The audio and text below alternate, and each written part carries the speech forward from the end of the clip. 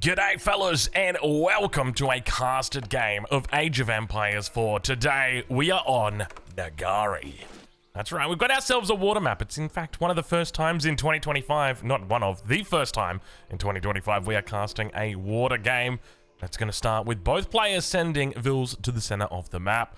Ladies and gentlemen, welcome. Let's get into it and introduce our players for today. In the east of the map, in the color purple, playing as the French. Representing Team Liquid, it's Demu. And in the west side of the map, in the color blue, playing as the Order of the Dragon, it's Kiljadi. Ladies and gentlemen, welcome to a casted game. A pleasure to have your company here today, and I'm expecting big action. Often on Nagari, the map is decided by who wins this pond in the middle, because it means that whoever wins has access to all this regenerating fish. I don't know if regenning is the right word, or regenerating. Maybe like permanent? No, that doesn't make sense either. Infinite? I guess technically they're infinite, but it's a bit weird, right? Because they regen at a slow rate, so they start off at 1,000 of 1,000, and then as you take it all out, I think it's like 50 every minute, something like that. It's a small amount, but it definitely adds up over the course of a game. Anyway, it's going to be imperative for both players to fight over the water and try and hold the water, or at least sustain or remain on the water until the point at which their land economy can make up for it, because that's one of the things that we do often see players do.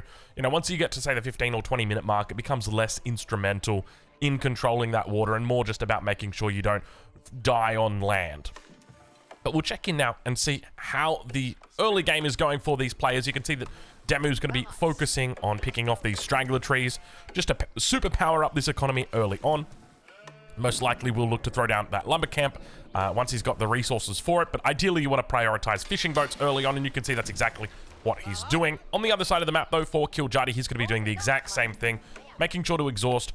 Ideally what you want to do is you want to get as many fishing boats as you can, and with your last 50 wood, you want to drop down that lumber camp. That's the way that you want it to happen perfectly. Or if you can just somehow manage to squeeze out a lumber camp during this timing. But one thing to note though is that with the French, Demu's dock is actually serving as a house for him.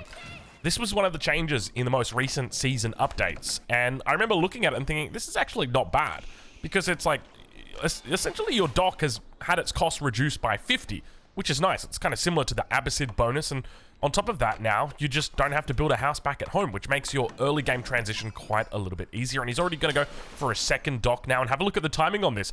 Beautiful early game timing here as Demu sits at 20 out of 20. No vills coming out of the TC that are going to get blocked. Vill or fishing boat just getting built here. He's sitting 20 out of 20, not pop blocked. And then this dock is going to come online for him, and that's going to give him the population space to get this villager out. Beautifully timed as well. You can see he's only going to be idle here for a couple of seconds, and then manages to get the dock up, and now he's got the pop space for it. So really nice opening here from him. On the other side, on the side of Kiljadi, we can see that Kiljadi's gone for a little bit of a proxy here with the barracks in the north of the map. He's going to be looking to put the pressure on as the Gilded Villager comes through. I wouldn't be surprised if we see an outpost drop down immediately.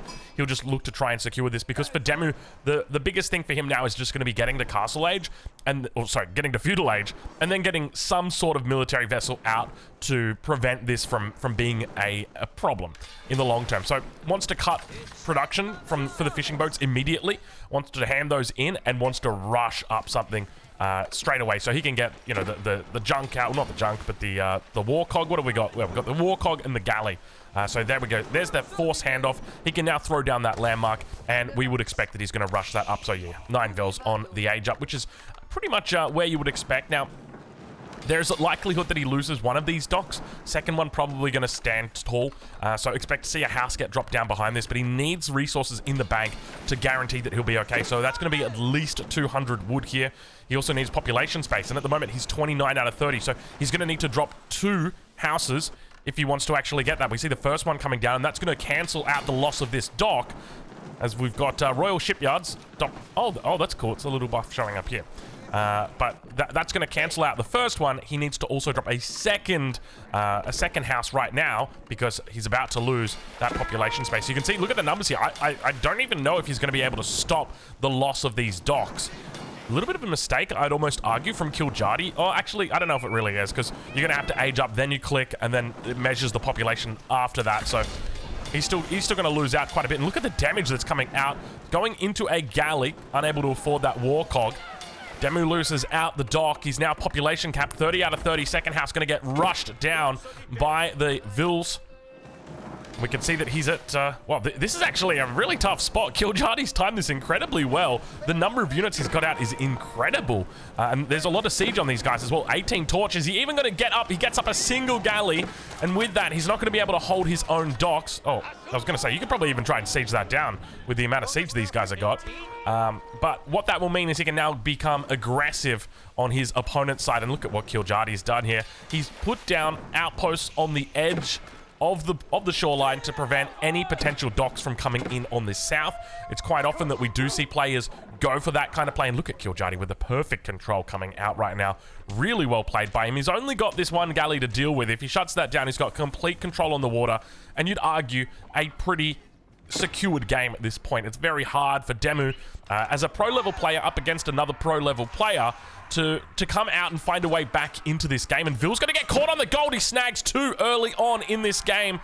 This is getting tough for the Swede. I don't know, should I call him the Swede? I mean, technically he lives in Sweden, and I suspect he's a Swedish citizen, but he's from the UK, so we could call him the Englishman. Maybe we go with Englishman, but he's playing the French, so we could call him the Frenchman. No, he wouldn't like that. He wouldn't like that. Nobody likes being called French, even the French. I'm just kidding. I know we got some French fans here. We love you guys. We love you. Don't we? We love the French. All right. Well, let's move on. Talk less about the French. Oh, he's found a spot. Look at this. Demu managing to squeeze it in. Kiljardi will see this. And we see units making their way over here immediately. Now, keep in mind, he does actually have access, or does have the galley that's come out. So, Arkenchapper will come online, and I suspect he's going to be looking to move into hulks immediately. Let's see how he goes, as the scout probably going to go down here. Indeed, it does.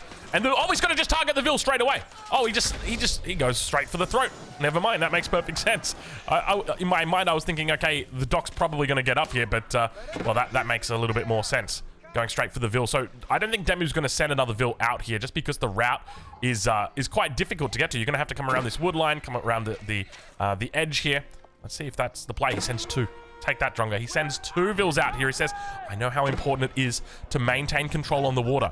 Not on top of that, he's also got 7 fishing boats, but now the galley still looks to circle. The war cog coming out, a second dock towards that top side. Plenty of Vils being brought. Demu really committing 100% to securing this water. He knows if he loses the water, he loses the game. He has to fight as hard as he can, especially in the early game like this, right? Like, the big thing to consider as the Vils are being focused down. Once again, you could see that Kiljardi's focus is completely on that. Is there a new animation? What's going on there with those spears getting targeted? It comes up, though. The dock comes online. Hulk out just a little bit too late. Meanwhile, towards the top side, we see the galley, followed by a Hulk. He's got a galley up towards his top side. Probably going to look to try and consolidate in the center here. A lot of fishing boats still out, and you can see the micro coming in from Kiljardi, trying to prevent Demu from escaping. Spearman numbers going to dwindle as he looks to try and pick up Vils. Does get another one. He's taken out 7 this game already. Kiljardi, despite, well, I guess the difference is going to be largely in these fishing boats. Did he just delete those fishing boats? There's no way he deleted those fishing boats, right? He deleted the fishing boats. Why would you delete the fishing boats? Is he just giving up on the water? Surely he's not just giving up on water. It wasn't a demo ship, was it? Maybe it was a demo ship that came in? Even then, I don't suspect. Surely you would have heard it. You would have heard the explosion. I just heard deleting. That was a bit strange. Anyway, we'll review the CCTV. No, we'll review the I don't know what we're gonna review. We're not gonna review anything. All right, Warcog is out here now for demo. Kiljardi with the demo ship in queue. There we go. We do actually see it this time coming out. And yeah, I mean, from this perspective, it makes it very hard to justify demo investing further resources into the water. But we do see he's got 2 more demo ships in queue, a galley in queue as well. He's coming forward through 2 hulks here. This could be problematic for him. He's going to try and cop the damage on the galley. Does a good job with it. And now, for the moment, Kiljardi maintains his strength in the central pond. Kiljardi slowly beginning to transition away from water. We see him investing into Gilded Spearmen now. Demo ship makes a connection with the Hulk. He needs one more shot on this Hulk to be able to take it down. Ideally, you'd like to see another fishing boat brought over here. Did I say broat? A fishing boat? A fishing boat brought over here. Try saying that fast 3 times. Hulk moving to the north. Demo ships coming out. Demo ships coming out. Oh, it's tough. You know, I was talking to one of my friends about this, or two of my friends. We've got a little group chat going, saying I just feel like I'm declining cognitively on all aspects. Like, my memory is poor, my speech is poor, my reasoning is poor, and their response was, Drongo, your reasoning has always been poor, mate. And I was just thinking to myself, touche, well, that's, you know, you're not wrong, you're not wrong. Anyway, Demo ship explodes. It's going to be Kiljardi connecting with Demus, and Demu slowly being taken off the water. But I mean, there's always an opportunity to get back into it. That's one of the other things to remember, is that there have been many a game where we've been casting and it's looked like this, and somehow the player who's at the disadvantage manages to find a way back in. So we get another nice little trade there for him. He needs to build up towards this north side, but you can see the lack of resources in the bank mean he's not going to be able to get a lot of production out here on the water. Meanwhile, towards the south, or rather towards the west, we see a horseman and spearman coming out. Horseman able to take out all of these archers without too much hassle, and the spearman, he's just being run around in circles for the moment, but he does go down in the end. Royal Knight remains, and I suspect the Gilded Horseman probably going to be able to take it out. And slowly, once again, Kiljardi. This is where it really gets hard for Kiljardi, because you don't know how many resources you should invest in actually killing the water. And the problem is, if you invest too much or too many resources in taking out the enemy water, you run into this issue where your opponent has basically stopped investing on the water, say like 2,000 resources ago. And you've invested those 2,000 resources into the water, and you manage to knock them off water, but now all of a sudden they've got that 2,000 resource advantage on land, whether that be units, whether that be 2 more TCs. Normally it's not 2 more TCs, normally it's just units. And there is always an opportunity there for you or opportunity for the enemy to take advantage of that. But we can see that the opposite's kind of happening here with Kiljardi, but I think he's doing the right thing. And this can be the hardest part, right? Is that when it comes to securing water in a situation like this, you want to be doing it with ships, but I think ideally you want to be killing docks with land units. And we can see that's what Kiljardi started to do now. So it's a very slow process killing the docks with the warships. You can see here we've got 35 damage. That's every 4.15 seconds, and that's on top. You can see that there's not a whole lot of damage that gets done to the dock by this Hulk. Hulk gonna go down once again. And we're still even Stevens on the water. It's just 1-1. Both players have got two docks up. Like, it's not over just yet. It is not over just yet. Kiljardi looked like he was in a great spot. He started the Dark Age off really well. And Demu somehow managed to catch up with him, though. Once again, losing out that warship. And we can see that the Gilded units to the south and a single spear to the north might be the difference. And now this does give Kiljardi the opportunity to finally take control of the water one last time. One last time. Let's do it. Let's see it. In fact, have a look at this. Another galley coming out. He's moving into fishing boats already. Is he jumping the shark? He's going a little bit too early on the fishing boats, potentially. How did this not get walled in? I don't know how this didn't get walled in. This is so obvious that a dock could fit here. Maybe it was, but he sieged it down or something? Maybe that was what happened. All right, well, a little bit of a split coming in. Demu still got units in production. Warcog now going to be coming out. More fishing boats still coming out for Kiljardi. Kiljardi, it's not over, mate. The fat lady has not yet sung. So do not commit 100% just yet to those fishing boats. And another Warcog now going to be rising. Do we see demo ships here? Yeah, demo ships now going to come out to respond to this. You can see the Hulk is going to be using his increased movement speed to chase down these galleys. And a couple of Gilded Horsemen moving around towards the base of Demu. Action-packed early game here. Demo ships, rather. I can't do it. Demu ships. It's big ships with Demu. It's big ships with a bald head on the top. Sorry, I had to. Hey, I'm a fellow bald at the end of the day. All right, well, slowly and steadily. I don't even know. I don't even know how to possibly call this one. Like, realistically, it's still anybody's game at this point. The advantage feels like it sits or rests with Kiljardi because of the land army that he's got. But even then, it's just like one of those things where if Demu just gets the upper hand on water, he'll be okay. At the moment, Kiljardi's still investing more resources into the water, so it looks like it's going to go his way. Single dock here. It's on fire. It's almost certainly going to be Kiljardi. Let's call it. We've called it right now. So One thing that Demu has done, though, is he's delayed the death of water. And by delaying the death on water, it means that your opponent has spent less time building up those fishing boats and more time building units. And that's one of the things that we can see here. So down to the south, we've got two hulks that are just sitting here. Up to the north, we've got the galley and the hulk. And this is something that we want to avoid doing. You want to avoid over-investing into the water. But still Demu. He's actually repairing up this this dock with the villager. More vills coming out as well. And that's the other thing, right? Like, he's fighting over water. I think he feels like he's lost the water, but the longer you extend this out, the better it gets for you. And it buys you more time to get that economy larger, to potentially look at tilting towards Castle Age or a second town center. Another way to get yourself into the game. But speaking of Castle Age, the Regnitz Cathedral's coming down, and we already see him rallying out to the relics, looking to pick up these early on in this game. We're 15 minutes through the game. It'll be 16 minutes in once this Regnitz comes online. And once again, Demu seizing control, refusing to give up the water at 16 minutes into the game still. Now, keep in mind, his docks were taken out at what? 4 minutes? 5 minutes? And he somehow managed to squeeze his way onto the water. And I think it all just goes back to this dock right here. This dock allowed him to get back onto the water because it then drew the attention to the south, which then allowed him to get docks up to the north. And it just created this whole hassle for him that Kiljardi realistically shouldn't have had to deal with. Realistically, Kiljardi should have just been, you know, on the water and sailing home free here. But now the age ups come through. Spears are coming out for Demu. He's looking to siege down this dock. Demo ship coming through for Kiljardi. The numbers not looking the best for Kiljardi, but he's managed to take out one of Demu's. There we go. Now we get the response. Both players looking to hit hard. Still a handful of fishing vessels or vessels remaining. You can see the two hulks that are left. Both of them one demo ship away from death. And the dock goes down on the north side.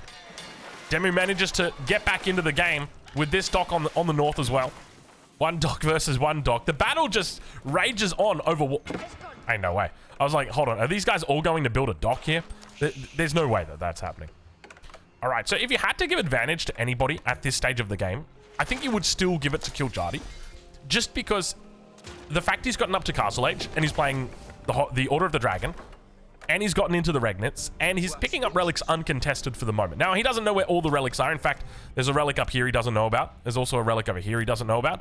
But he knows about the one to the south. And it looks like he's already picked up... Wait, do we only get 4 relics on this map? Ew, I think we only got 4 relics on this map. That's kind of sad. It's kind of sad. But I guess that's the way the cookie crumbles sometimes. You know, what we don't have in relics, we make up for in fish. We got a lot of fish. That's the compromise for your Holy Roman Empire and Order of the Dragon enjoyers out there. At least I think that's the way. Unless he's dropped the relic down somewhere that I can't see. Or he's garrisoned himself somewhere inside of an outpost, maybe. Sometimes we do see the Order of the Dragon players accidentally do that. They'll have like an outpost out near a relic. And they'll pick up the relic. Then they'll send their prelate back to the outpost. But instead of depositing the relic, they'll garrison inside it. And now Demu's saying, no, mate, this is my water. This is my water. I will take this water. And at this point, one could argue that Kiljardi might just allow him to take it. Because we've reached that point in the game. And this is sort of what I was alluding to earlier, where if you can delay this stage, never mind. But if you can delay this stage until later in the game, it allows your economy to be in a better spot, so you're less impacted by your enemy having water. Now, of course, they do have infinite food, but your investment cost into farms now is not as prohibitive as it was early. Obviously, there's still resources like berries, like deer to be taken on the map, and you've likely invested in taking those, but it now means that it's going to be a softer tapering off than a hard tapering off as it would have been earlier. All right. Looks like Demu is well and truly looking to get online in the south. Second relic now getting picked up. Hopefully you see a scout come up. The men-at-arms actually doing a little bit of scouting. You can see he's just looking for those relics. He spotted out the third one. Still yet to see the fourth. Prelate now going to be coming out, looking to pick it up. He needs to be careful about bringing these prelates a little bit too close to the shoreline. Fortunately, it doesn't get spotted. If Kiljardi can secure the relics, if he can pick up all 4 of the relics, he'll be in a really good spot here. He makes it to the Imperial Age, goes into Palace of Swabia, and then from there, it's all she wrote. So as long as he's able to get up I think the most pivotal thing will be getting up that cannon emplacement in the outpost. As long as you can get that up, protect yourself from that castle age tempo that's going to happen from inevitably taking this water, then I think you're in a good spot. Because you can see Demo is well and truly taking it compared to Kiljardi, who's just given up completely. And I think this is absolutely fine for Kiljardi. I think you can give up the water in this situation. It's kind of wild to me that Demu still managed to take the water in the end, but I think that also just comes down to the perspective, right, of Kiljardi, that he figured, you know what, I've bought myself enough time here. I'm able to go hit Castle Age. I'm able to get my economy into a position where it doesn't really matter that much, and I'm able to then go on to my win condition, which is Swabia. That's always the win condition. Swabia. It's not necessarily Swabia. It's the economy that Swabia creates and allows you to get ahead. And you can take advantage of those, the gold from the relics as well. Men-at-Arms now going to come through. Has he spotted out these relics? He spotted out both of the relics. No, wait, that's Demo who spotted out both of the relics. He knows it's somewhere in this area. Prelate does get caught. Needs to send something out over here. He's got the Gilded Knight now looking to make its way out. Men-at-Arms in the base. Spots out all the units from Demo as well. And if anything, that's going to relieve him, right? Seeing that amount of units back there, it's a great sign. Wololo comes through. Knights are going to be able to take out this Prelate. Unfortunately, kind of exposed himself, but I guess he was running into that. What was the alternative? I guess Kiljardi could have gone like around this side and then let the Gilded Knights chase the Knights to the south. Maybe that would have been the correct play. But look, realistically in this position, your opponent's in the second age, you're in the third age. You've got Prelates that are out on the field, or at least you've got Prelates that are training. And both of these relics are relatively close to your base, so I'd almost be tempted to prioritize this one. I don't think he doesn't know about it, so maybe he doesn't look to prioritize it, but let's right on board with Demu now, as he is on the defense. Does he think about aging up? He does think about aging up. Very smart of him to do that. Ideally, for Demu, I'd be looking to try and challenge this immediately. I would want units out here straight away. We did see him get chased away by the Gilded Knight, but just looking to get units out here and try and steal these away, because this is pivotal. Right, the difference between 2 and 4 relics or 3 and 5 relics is significant. So you want to try and stop that from happening. But obviously Damu's got bigger fish to fry back at home. Well, not even bigger fish to fry, but he's got problems back at home. Those men-at-arms. Oh my god, the proxy. Oh, the proxy. I didn't even realize. Look at Kiljardi being so cheeky. I didn't even see where the Vil went. The Vil must have escaped to the country. But now for Kiljardi, I mean, it's where does he go from here? I think the answer's just got to be Imperial. He looks like he's going to stick around for a proxy. The biggest thing for me is just making sure you pick up the relics, and then you can kind of do what you want. But even then, the sooner you get to Imperial, the better, because you've got to remember that right now your opponent is booming like crazy. Take a look at the fishing boat count. He's at 14 fishing boats right now, and that's going to just continue to rise as the game goes on. He's actually not making any more fishing boats, but even though we could definitely afford to, I think on a map like this, you can probably afford to get away with about 30 fishing boats. So we'll check in with his economy a little bit later. He may be lacking in wood, but let's go check in with the economies and see how they're doing. We've got 1,300, 1,700 on the side of Demu. Kiljardi, 1,300, 1,600, 23. Oh my god, 2,300, 3,000? He's got to have idols or something. There's no way he's that far behind. You can see the men-at-arms are being problematic here. Arbitration numbers still quite low, but he is looking to slowly get them on board. He's got 3 in queue at the moment, 2 are out on the field. Should be enough to repel back the enemy here, but because he does have the veterancy on the Royal Knights, and Demu's struggling to keep it together. You can see a keep is going to be coming down here shortly. He wants to make sure that he's able to buff up all of these production buildings back at home, even though he's got the racks in here. We'll allow the keep to potentially come in. I think that's the whole idea about the production here and the way that it's designed. No stone in the bank just yet. Kiljardi on the other side, though, does pick up that 4th and final relic. We don't know where that 5th relic went. I suspect from the beginning of the game it never once showed itself on this map, which is always unfortunate for your Order of the Dragon and Holy Roman Empire players, because it does happen. I mean, watching those FFA games, it's quite common that you'll see mega random maps where there's like 4 relics, and it's like there's 8 people and there's 4 relics, and it's so sad. It's so sad. Now, interesting decision here from Kiljardi to get so aggressive with this. I don't know how I feel about this, because I feel like this gold here made so much more sense, because this gold is in a lot more of a defensive position. You can easily just kind of like stonewall across the sides here and keep it safe, compared to this gold, which is obviously it's a stepping stone to get into the center, but at this point in the game, I feel like the center is kind of irrelevant, right? It doesn't really matter that much. The most important thing is just getting Imperial Age. Once you're there, Swabia Prince, and then you can just kind of kill your enemy on land. But we don't see him going for that at all. Instead, moving forward with this keep. Now, granted, he does have access. Oh, does he look to go for a Palace of Swabia forward? So he gets the emergency repairs out here, he could put the Swabia down on like this large stone outcropping. It's really dangerous to do that. I would not recommend that at all, but maybe that's part of what he's thinking, is to try and keep this building alive longer. And I guess realistically, you could always bring a relic out here and get the cannon emplacement on this keep. It's going to take time for Demu to react to this, but I do suspect, I think Demu does know about this. Let's have a look and see where he puts down the Swabia. Yeah, he is putting the Swabia out here. This is quite dangerous to do, because if Demu sees this and goes, okay, I'm going to stop this, I'm going to shut this down, you know, 7 or 8 battering rams into this, and there's not really much you can do, right? Especially right now, if we look at Kiljadi, he's got 2 Gilded Knights out. That's it. And he knows about this keep. Shuts down the dock. Once again, this is one of those things where it's like, you're taking a gamble that you don't need to make, right? Like, this is a coin flip, right? Like, you could have just put it all on red. Well, that's probably not a good analogy. You could have all just, you could have just bet it. There's no such thing as a safe bet, right? You could have just put it all in NVIDIA, all right, and you would have been fine. But instead, he says, you know what? I reckon Intel is down in the dumps, and I reckon they're about to turn around their fortunes. I got bad news for you. If you're investing in Intel, I feel like the storm is going to get worse. I don't know, man, but there's something that makes me think Intel is, like, unironically going to declare bankruptcy soon. I don't want to be the bearer of bad news to you Intel investors out there, you mum and pop investors for Intel, but, like, dude, after I got done with my 13900K, ain't no way. Ain't no way. But, hey, look, that's that. Oh, I should clarify. I'm not a finance advisor. Oh, that's a thing, right? I got to do that. Hey, look, we're shit posting. This is shit posting in a YouTube video. Let's get back to the content. 6 military pop, now 7 military pop against 50.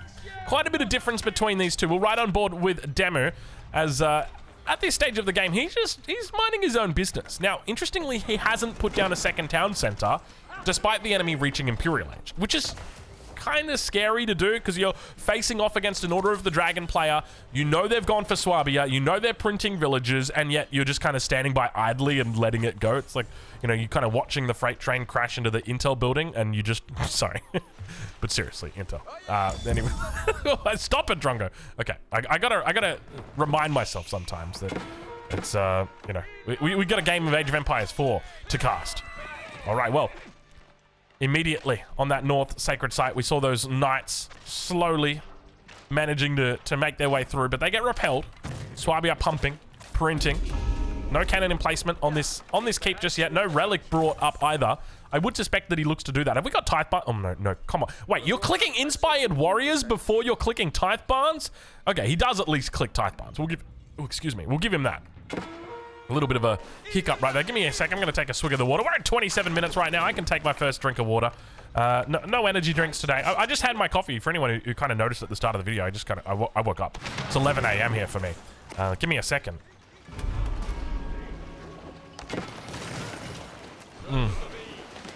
Oh, man.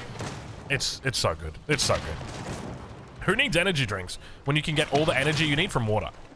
Not me, that is for sure. Have a look at this, though. We got the Galleus out now on the water. We got ourselves a bit of a water tussle beginning to happen here. This is the classic case of win lane, lose game. And instead of lane, it's water. Win water, lose border. No, win water, lose game. There we go. We got it. Another keep coming up for Demu. I feel like this is an unnecessary amount of keeps coming up for Demu. Is there another one in the base? Not quite. Oh, gosh. All right. We're okay. We're okay. Maybe, you know what it probably is? It's just the fact that we've got Omnivision. We know everything on the map, and we see everything, so we know what the appropriate reaction is, whereas Demu doesn't, right? So he's like, I'm going to throw down keeps. Oh, I'm going to throw down keeps. I'm going to throw down keeps, all right, he says. We're going to challenge this, and this is part of the reason why you got to be so careful with your Swabia, because if you put it forward, there is the risk that this happens, and Demu commits 100%.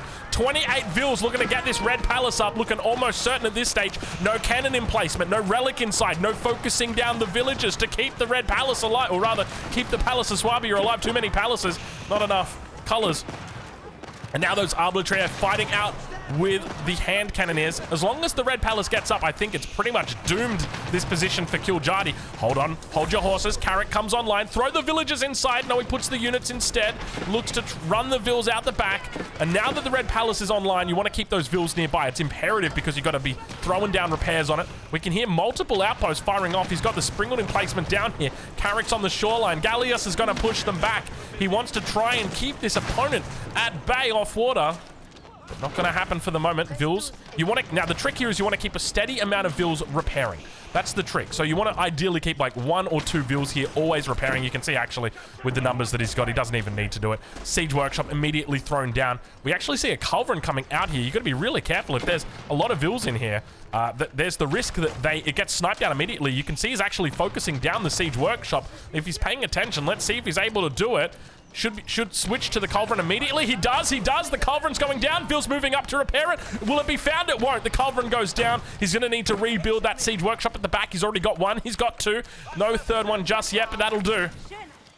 And Demu is putting on the herb, baby. Oh, you love to see this kind of stuff. I really love to see this. Palace of Swabia versus the Red Palace. It's the Palace face-off. We're seeing it right here. Which one wins? Will it be the most overpowered economic landmark in the game, or will it be the most overpowered defensive landmark in the game? That's what we're here to find out. The economies are even Stevens at this stage of the game, and I'm telling you right now, Demu's looking good all of a sudden. He's forced his opponent off water again. Said, get back, heathen. Carrick going to be coming out? No, it's not even a Carrick. He's got the Galileus out. The Gallius. Anyway, battering rams now make their way through. Dude, how does Kiljardi win from here?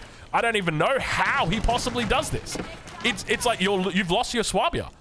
And the thing was, like, this Swabia didn't need to be here. You could have gone for it back over here and still propagated your keep to the front. Or propagated your emergency repairs to the keep on the front. But he just literally put it right next door. Now he looks to trap down the enemy. Red Palace. Oh, man, it's painful. It's so painful watching this because you're about to lose the most important landmark. We got cannons coming out. This is going to be really tough for Kiljardi to hold this. Demu now with all the pressure in the world. Stone walls in the south of the map. Those Raxes still remaining down there. There's always the possibility of a proxy. He's not actually taking from this wood line either, so it means that he wants to keep that there for natural defense. He's got the complete control through the cliff face and then the water. The only risk is that he's attacked to the north, and you can see that he is completely walled off there. So now it's just this one little avenue that you've got to attack through the Red Palace. That's your only option, unless you want to make battering rams, which is possible. You can do that. All right, crossbow stirrups now coming through as well for Demu. He's moving into a big Arbalatrier army. Kiljardi at 140 pop. Demu at 134. Still we see that Swabia pumping, printing at the moment. Has he got enough value out of it, though? I think there might be an argument that he's got enough value out of it because he's on 98 vills. And one of the things that you see with the Order of the Dragon compared to other civilizations is that they have a lower vill max threshold. So normally for other civs, like that threshold is about 140, and then it comes down to 135 the longer the game goes, and then like 130-ish is where it kind of gets to as attrition plays a role. But for the Order of the Dragon, it seems to be around 110, 120 vills. So he's already quite close to that. So I think that even with the Swabia going down here, there's a good chance he's gotten enough value out of it to at least be like, you know what, things aren't that terrible. All right, well, speaking of terrible right now, Demu going to be losing out the Royal Cannon. It goes down. The vills here going to be chased around as well, and you can see the amount of damage getting blown out on this water. Hold on, Kiljardi's back on water. He's managed to do it once again. I suspect there was just not enough warships over here to defend, or it was the culverin that were able to force him off water. Keep in mind, they do get bonus damage against ships, a lot of bonus damage, plus 230 against ships. Red Palace still stands strong. He's trying to keep that Swabia down. Where are the units for Demu? He's got 18 Arbalatrier out. Oh, they're inside. They're inside the... Look, when you click on the Red Palace, yeah, they're inside the Red Palace. Okay, so he's got 11 there, and then he's got 6 here. Other than that, he's really not a big... He doesn't really have a big army. And compare that to Kiljardi, who's all of a sudden decided to go quite heavy on land. And I guess this is one of the consequences of investing heavily into water. So, Kiljadi's managed to come through. What was it that allowed him to get back on the water? I mean, obviously the culverin, but he must have taken out a lot of warships during that time. We now see elite gilded horsemen coming through for Kiljadi as well. And this could be pivotal because one of the big things that we're seeing players do is rely on crossbows a lot in the late game. And by Kiljadi moving into a heavy composition of these elite gilded horsemen, it's going to guarantee that he's got the ability to control this game. Horsemen now moving around the bottom side of the map. The Carrack's going to spot them out. They're going to look to try and dish out some damage here. Manages to get some good shots off, and once again, Demu forcing his enemy off the water. Says, this is mine. Keep in mind, the economic impact from this is not as significant if it were the early game. The early game, these are basically free TCs. But at this point, it's not the case. Siege numbers building up for Kiljadi as well. It's moving into horsemen, hand cannoneers, and a whole bunch of siege now. Royal cannons moving up. Swabia down once again. We check back in on the base of Kiljadi. A whole lot of farms back here. He's not taking full advantage of the Arkan Chapel. Ideally, I mean, yeah, he's got a couple in there. You know what? It's not terrible. We're not going to hate on him. You just want to... the only thing is you'd want to milk here and then just like 5 farms around this edge side. That's pretty much it. You want to try and get that bonus on as many vills as you can, right? Because it's the 15% extra gathering rate on top of everything else that you got. Look at the Treb number. 4 Trebs and a Culverin. And Trebs are going to be the only way that you can reliably deal with the Red Palace. Just mainly because of the range that it's got. What's going on here with this? Why does it... Oh, because it's dead. Oh, it's actually dead. We can't actually see the range that it's got because it doesn't technically have a shot. Because it's dead. And Demu is repairing it back up. So both of the landmarks have gone, fallen down. Only one of them actively being repaired on an industrial scale. The other one just slowly being brought to life. You can't emergency repairs this Swabia either because there's nothing... Actually, is there anything propagating it out here? No, there's not. He could just look to try and connect these dots, though. It would probably take 2 buildings to get it out here, and then you could emergency repair it. Actually, can you? I don't even know if you can repair the Swabia if it's dead. I know you can repair other buildings if they're dead. Hold on, I'm gonna have to head back to the drawing board. You know what? This is not financial advice. This is not Age of Empires advice. I don't know if you can repair. I don't know if you can financially repair. We'll never financially repair from this. Sorry. I don't know if you can actually emergency repair the Palace of Swabia, even if it's got it propagated from another source, or if it needs to be from the Swabia itself.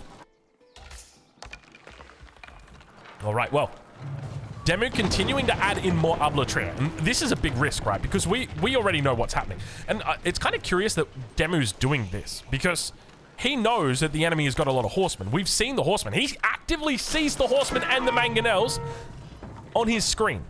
At least he starts to move into other units now. We see Elite Royal Knights going to be coming out for him. But I would probably stop making those Ablatria because they're not really going to get a whole lot of value against this army comp. It's quite literally not a single armored unit in here. Treb's still working down the Red Palace. You can see how hard he's just trying to keep this down. Treb's firing off on those vills as well. Demu wants to get this Red Palace back online. Struggling to keep it alive. Rather struggling to keep it repairing. Financially. Sorry. Oh, we're almost at the cursed cast threshold. We're about 70% of the way, but it hasn't quite gotten there. And it's one of those things that the longer the game goes on and it's not cursed, then we never actually activate it. So I don't think this is going to qualify, unfortunately. But now Demu says, we're going to stick it to the man. We're going to commit 100%, 3 cannons at the back. A lot of cavalry pushing up here with the men-at-arms. Hand cannoneers on the back line as well. Demu continues to kite. No Pavis shields just yet underneath that keep. Keep in mind, the keep does have that arbalist emplacement, providing that nice little defense. And once again, Kiljadi manages to hold, or rather, Demu manages to hold Kiljadi, pushing him back though. Trebs looking to fire down on these keeps. So many keeps throughout this north side of the map. Meanwhile, towards the south, it's kind of wild how both players have just absolutely ignored it. I guess largely because there's a lack of resources there. Meanwhile, towards the north, a lot more resources up there. So you're going to see a lot more defenses, a lot more emplacements up there. Cannon emplacements now coming through for Kiljadi. A lot of resources in the bank. Cannons firing off once again. You can see how much Demu wants to play into the water, but Kiljadi wants to go around. He says, I really don't want to face off in that water. I know the trouble that will occur if I do. Anytime he gets close, you can see these units just getting peppered. They're Angus getting peppered by the carracks. Light numbers starting to increase. No royal biology just yet coming through. Elite, no veteran horsemen coming in. Gambesons also on the way for these arbitrary. I don't know how much it's really going to help against the horsemen, considering how much they do. They do 41 damage against Arbitrae. So all of a sudden, instead of taking 39 damage, you're now going to be taking 34 damage, somewhere in that region. So not a huge bonus to them. Demo trying to hold out here. The economy never really blossomed that much for him. Is he still training Vils? Not actually training Vils at the moment. I really feel like he should have gone into a second TC. The tempo isn't there with him at the moment. And you can see his economy's really not holding up despite having all these fishing boats in the water. Keep almost certainly going to be going down. He's got plenty of stone in the bank. They just can't repair fast enough. The diminishing returns on those Vils mean the keep falls once again. And with the keep cleared out, it's going to give right of passage for these horsemen to try and head into the back line. Kiljardi 181 pop. Still pumping. Oh my god. Triple mangonel for Kiljardi now looking to come through. Look at this slow and methodical push from Kiljardi as well. Not overcommitting at all. Outposts continue to come up. And remember, with each outpost is an emplacement. He's got a cannon emplacement in this one at the back. He'll drop down this outpost. He'll put a cannon emplacement in this one almost immediately, I suspect. Where does he go with the next outpost? He's looking like he might go to the shoreline. He's going to siege it down with the Vils. No emplacement just yet on that outpost. And Demu forced up towards that north side. He knows Kiljardi wants to avoid the fight near the water. So Kiljardi says, you know what we're going to do? We're just going to commit 100% to a fight on the water. Sends everything down there. Trebs, Mangoes, and the Culverin. Falls back away from it. Demu's wise. No emplacement still on this outpost. He gets it up. Maybe just looking for a little bit more reach. A little bit more line of sight. Get a bit more information on that enemy army. Pavis shield now coming up. Demu's committing to the fight. Mangonel's going to look to try and rip apart this back line. No, oh no, we do have adjustable crossbars that have come through, but not a huge presence on Mangonels, or at least of Mangonels on the field. The triple cannon's going to be able to one-shot them out. Looking to fire on the backside. He's able to take out more and more of that siege. Now beginning to work down the trebuchets as well. Unfortunately, the hand cannoneers stand strong against the Arbitrae. Despite the Pavis shields, the hand cannoneers still able to wreck through them, and you can see the number he's got here, up to 22 gilded hand cannoneers. Keep in mind that these hand cannoneers are very expensive, double the cost of the normal hand cannoneer. And more rallied towards the front, 25 at the moment. Working down these French warships. Cavalry and hand cannoneers up against them. You can see just how much damage Carrick is taking. And Demu forced away from the front. 153 pop versus 182. It feels like it's a very slow squeeze, but he's getting away with it. Swabier is back online. Vils being rallied out to the front. I love it. He's included everything out here. Said bring them all out. We'll take the Vils. Vil actually just getting obliterated there by the Carrick, poor little thing. Outpost is online. He's not actually doing that slow crawl with the emplacements like we thought he was. Instead, just utilizing them for that extra LOS. We're right on board with Kiljardi as he looks to put the nail in the coffin. He's done a great job at forcing back the opponent and being able to fight against somebody who takes the water and still holds on. Incredible work so far. How's that economy doing? That economy is doing amazingly, Drongo. Thank you for asking. Plenty of farms back here. 57 farms at the moment for our Order of the Dragon player. Over 3,000 food a minute coming through for him. Riding on board with Demo. Does he even have farms? I don't think we've got any farms for Demo. He's playing a no farm game. He's got the water. That's all he needs. Veteran horseman, elite horseman on the way for him. Have we got royal biology? We still know royal biology. That's through. Is biology? Yeah, biology is through on the side of Kiljardi. Chemistry and your serpentine powder is through for Kiljardi. He's got all those big university upgrades. I'm looking for the university. I want to click it just to see what's not available. There it is. No chemistry just yet. I take it back. But does have that serpentine powder. Serpentine. Vil movements on the back. Horseman going to get chased away. Demu holding on. 170 population. Knows he can't fight it right now. Needs to try and hit that max population. He's got units in queue. Not a lot of resources in the bank, though. It's getting tough for him. With the elite upgrade coming through on the horseman, that could be the difference. But he's only got 6 of them out right now. Knows how important it is to get those horsemen. But look at the hand cannon here and the fire rate that they've got. 1.12 attack. 1.12 attack speed. Now the guild hall going to be focused down. Demu's just hit the gold button on it. Continuing to focus down these buildings. Demu in trouble. He realizes now. He knows he needs to move forward. He knows he needs to protect this base. Landmarks may be coming up shortly. And now Kiljardi on the defense. Consolidates forces. The hand cannoneers in particular are going to be kiting away from those Arbitrators on the back. The Mangonels doing a great job of just forcing them back as well, and you can see how strong this army is from Kiljardi. Still Max, he's taken out 30 pop from Demu. Now begins to move towards the back line. The cannons together with the Arbitrators. If these go down, there's no way he holds because the horsemen just run through the back line, eat all those villagers alive. And that's going to be it. Ladies and gentlemen, the game is over. Demu surrendering and Kiljardi winning. What an absolute game there from Kiljardi, and demonstrating even if you win the water, you can lose the water and still win the game. Ladies and gentlemen, hopefully you've enjoyed this game. Make sure you check out these two creators, and it's another banger from 2025. I tell you what, this year is bringing out the best.